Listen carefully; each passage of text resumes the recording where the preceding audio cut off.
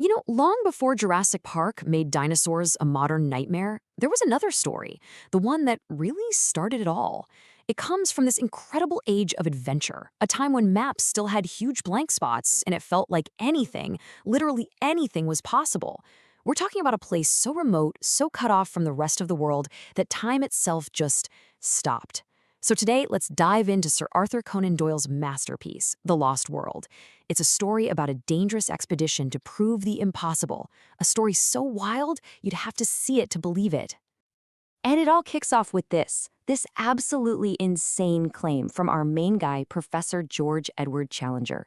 Now, you got to put yourself in that time period, the early 1900s. Everything's about rigid science, about reason.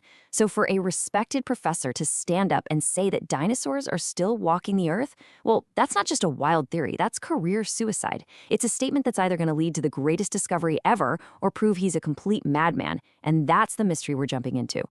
But our way into this story isn't through some seasoned explorer. Nope, it's through a young, ambitious journalist in London named Edward Malone. And he is desperately in love with this woman, Gladys. But Gladys, she has a very specific type. She wants a hero, a man who does big, daring things. She basically tells him, look, I can't love a man who isn't famous and brave. So Malone, wanting to prove he's the guy for her, walks into his editor's office and asks for the most dangerous assignment they've got. And his editor gives him the perfect and probably most dangerous job. Go interview Professor Challenger. Now, this guy is a walking contradiction, a scientific genius with the temper of a raging bull. He's famous for his hatred of the press, and he's known for physically throwing reporters down his front stairs. So Malone's interview attempt? It goes exactly how you'd think. It ends in a huge fight right there in the street. But here's the crazy part. Malone refuses to press charges, and that sheer gutsy move actually earns him the professor's respect and a very rare invitation to come back inside. So once he's inside Challenger's study, Malone finally understands what this is all about. You've got two worlds clashing. On one side, there's London, the center of the universe for logic, order, and scientific fact. But on the other, Challenger's talking about the Amazon, this massive, uncharted wilderness where all those rules just don't apply. He says he found a plateau there, a kind of geological freak accident, totally isolated from the world for millions of years. And his proof? The only thing he has to show for it is a tattered old sketchbook from a lost American artist, Maple White, and it's filled with drawings of creatures that just shouldn't exist. To get the world to take him seriously, Challenger decides to confront all his critics at this big, rowdy public lecture. He's met with nothing but laughter and insults, so he just throws down the gauntlet. He challenges the entire scientific community to send a team with him to the Amazon to prove he's a liar. And out of all that chaos, our team of adventurers starts to form. You've got Challenger's biggest rival, the super cynical Professor Summerlee, who is dead set on proving this is all a hoax. Then there's Lord John Roxton, a legendary hunter who's seen and done it all and is just looking for one last great adventure. And of course, Edward Malone volunteers. This is it. This is his chance to be the hero he needs to be. So the journey itself is just immense. First, a steamer across the Atlantic Ocean. Then they have to travel up the massive Amazon River to Manaus, which is pretty much the last stop before you hit total wilderness. And it's there that Professor Challenger himself shows up out of nowhere. He just couldn't trust anyone else with his discovery. From there, they take canoes into territory that is literally not on any map, a place the locals call cursed. They're just following Challenger's hand-drawn chart, paddling deeper and deeper into the unknown. And then, after weeks of absolutely grueling travel, they see it. This huge, reddish wall of rock just jutting out of the jungle like a fortress, exactly like Maple White had drawn it. They found the plateau. The feeling must have been pure victory. But it only lasts for a second. The cliffs are completely sheer, hundreds of feet straight up. There's no way to climb them. Their one hope, a cave marked on the map, has been destroyed in a rockfall. They're staring right at their goal, this lost world, but it might as well be on another planet. Just when they're about to give up hope, Lord John Roxton spots their one last desperate chance, a single gigantic tree growing right on the edge of the chasm. It's a crazy idea, but it's the only one they've got. They spend a whole day hacking away at this massive trunk until, with this incredible groan, it falls and creates a narrow, terrifyingly shaky bridge to the other side. One by one, with their hearts pounding, they make the dangerous crossing, until all four of them are finally standing on the soil of the lost world. They've barely had a moment to breathe when they hear this horrifying, splintering crash from behind them. They rush back to the edge and they see their bridge, their one and only connection to the outside world, tumbling down into the abyss. And standing on the other side is Gomez, one of their guides, a man who had a secret, murderous grudge against Lord Roxton. He screams out a curse, his revenge complete. Roxton, an amazing shot, manages to kill him, but it's too late. Their way home is gone. They are trapped. Now that they're stranded, they have no choice but to go forward. They're drawn by this absolutely awful smell and a deafening sound to this bubbling, nasty swamp. And it's there that the impossible becomes real. The air is thick with shrieks. It's a rookery, just swarming with hundreds of these leathery winged creatures with beady little eyes, straight out of a nightmare. Pterodactyls. The shock is total. Challenger was right.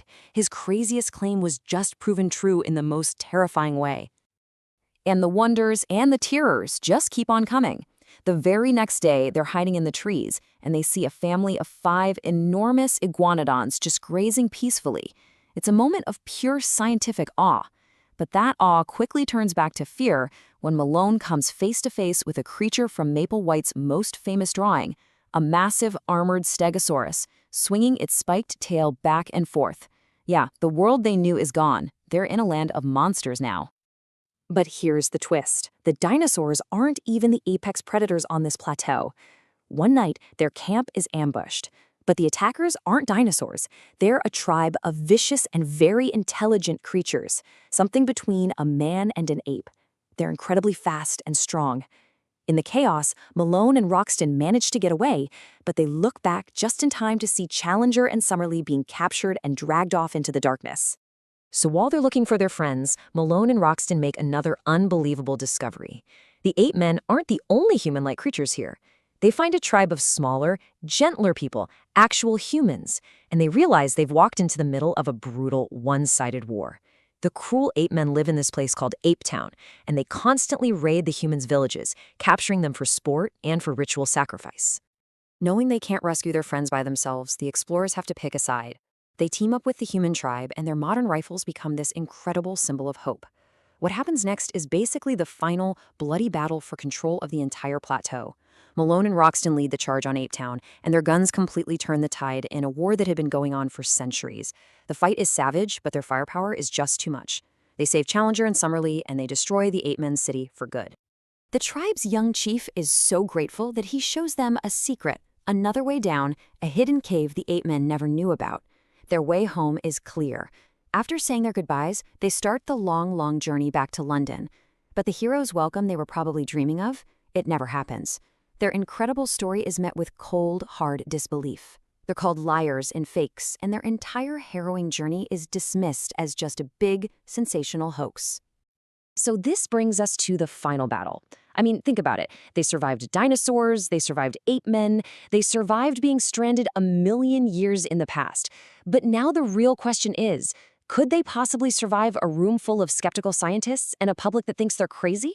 The stage is set for this huge public meeting at Queen's Hall where these 4 men have to defend their honor against, well, pretty much the entire world. Professor Summerlee, who, remember, started as the biggest skeptic of all, he gets up and calmly lays out their case with all the logic in the world. But it's no good. Their main rival, a Dr. Illingworth, stands up and officially dismisses their entire report as non-proven, and the hall just erupts. They're shouting, accusations, and pretty soon the whole academic debate turns into an all-out brawl. It looks like their amazing journey is going to end right there in a humiliating riot. But just when it seems like all is lost, Professor Challenger, the ultimate showman, pushes his way to the front. With a roar that just silences the whole room, he yells that he expected their subhuman stupidity and that he brought back one final, living, breathing piece of proof from the lost world. He calls for a huge crate to be brought onto the stage. With a big, dramatic motion, he smashes the lock and throws open the lid.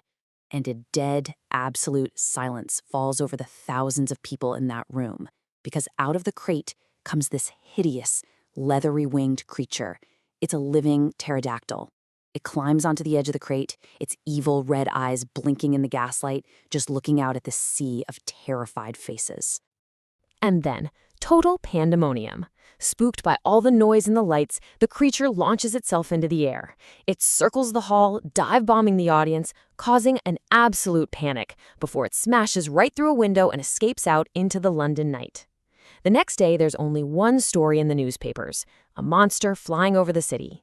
Their story, the one everyone laughed at, is now proven beyond a shadow of a doubt. They are vindicated. Overnight, they go from being liars to being legends. And in the end, Malone finds out that Gladys, the woman who started this whole thing, ended up marrying a simple clerk while he was gone. But you know what? He gained something so much bigger. He, Challenger, Summerlee, and Roxton, they had literally stepped into the past and come back. And their unbelievable adventure leaves us all with one final, thrilling thought. If one single plateau could hide an entire prehistoric world for millions of years, what other wonders, what other lost worlds might still be out there in the blank spaces on the map, just waiting to be found?